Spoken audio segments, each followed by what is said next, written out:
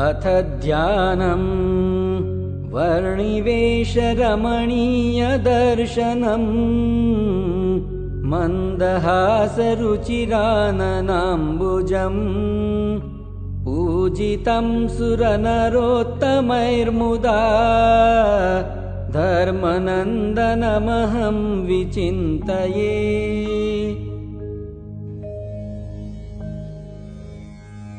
ॐ श्रीकृष्णाय नमः। ॐ श्रीवासुदेवाय नमः। ॐ श्रीनरनारायणाय नमः। ॐ श्रीप्रभवे नमः। ॐ श्रीभक्तिधर्मात्मजाय नमः। ॐ श्री अजन्मने नमः। ॐ श्रीकृष्णाय नमः। ॐ श्रीनारायणाय नमः। ॐ श्रीहरये नमः। ॐ श्रीहरिकृष्णाय नमः। ॐ श्रीघनश्यामाय नमः। ॐ श्रीधार्मिकाय नमः। ॐ श्रीभक्तिनन्दनाय नमः। ॐ श्रीबृहद्व्रतधराय नमः। ॐ श्रीशुद्धाय नमः। ॐ श्रीराधाकृष्णेष्टदैवताय नमः। ॐ श्रीमरुत्सुतप्रियाय नमः। ॐ श्रीकालीभैरवाद्यतिभीषणाय नमः। ॐ श्रीजितेन्द्रियाय नमः। ॐ श्रीजिताहाराय नमः। ॐ श्रीतीव्रवैराग्याय नमः। ॐ श्री आस्तिकाय नमः। ॐ श्रीयोगेश्वराय नमः। ॐ श्रीयोगकलाप्रवृत्तये नमः। ॐ श्री अतिधैर्यवदे नमः। ॐ श्रीज्ञानिने नमः। ॐ श्रीपरमहंसाय नमः। ॐ श्रीतीर्थकृते नमः। ॐ श्रीतैर्थिकार्चिताय नमः। ॐ श्रीक्षमानिधये नमः। ॐ श्रीसदोन्निद्राय नमः। ॐ श्रीध्याननिष्ठाय नमः। ॐ श्रीतपःप्रियाय नमः। ॐ श्रीसिद्धेश्वराय नमः। ॐ श्रीस्वतन्त्राय नमः।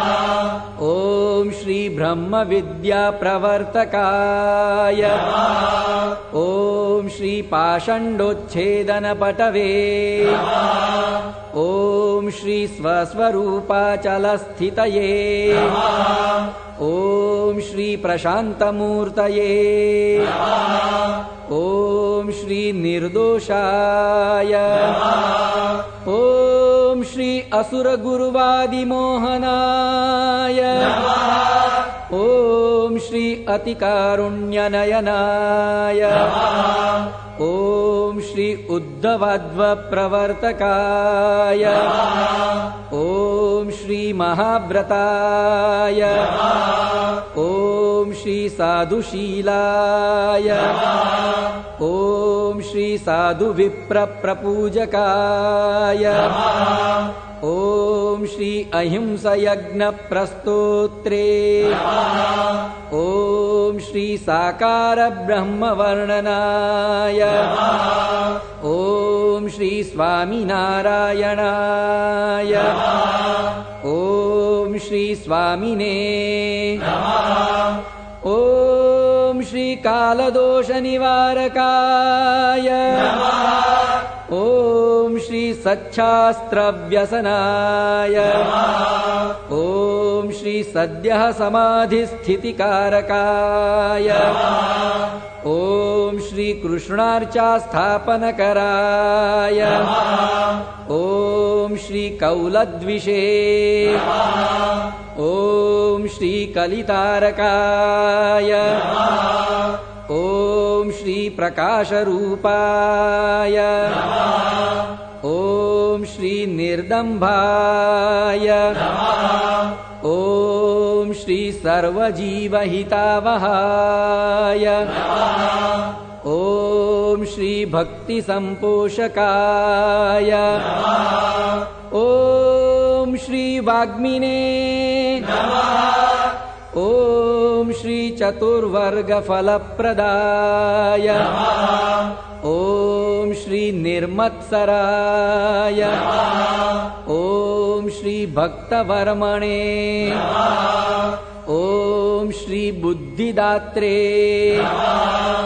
ॐ श्री अतिपावनाय ॐ श्री अबुद्धिरुते ॐ श्री ब्रह्मधामदर्शकाय ॐ श्री अपराजिताय ॐ श्री आसमुद्रान्तसत्कीर्तये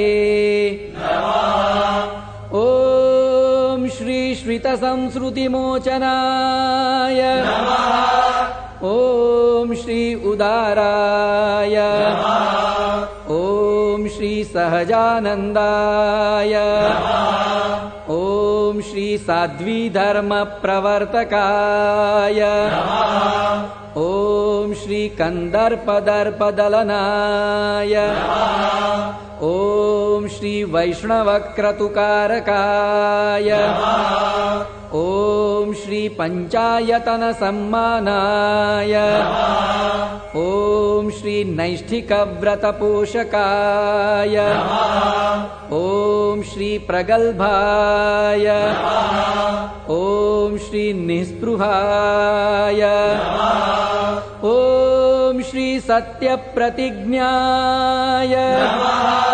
ॐ श्री भक्तवत्सलाय ॐ श्री अरोषणाय ॐ श्री दीर्घदर्शिने ॐ श्री षडूर्मिविजयक्षमाय ॐ श्री निरहङ्कृतये ॐ श्री अद्रोहाय ॐ श्री रुजवे ॐ श्री सर्वोपकारकाय ॐ श्री नियामकाय ॐ श्री उपशमस्थितये ॐ श्री विनयवते ॐ श्री गुरवे ॐ श्री अजातवैरिणे ॐ श्री निर्लोभाय ॐ श्री महापुरुषाय ॐ श्री आत्मदाय ॐ श्री अखण्डितार्षमर्यादाय ॐ श्री व्याससिद्धान्तबोधकाय ॐ श्री मनोनिग्रहयुक्तिज्ञाय ॐ श्री यमदूतविमोचकाय ॐ श्री पूर्णकामाय ॐ श्री सत्यवादिने ॐ श्री गुणग्राहिणे ॐ श्री गतस्मयाय ॐ श्री सदाचारप्रियतराय ॐ श्री पुण्यश्रवणकीर्तनाय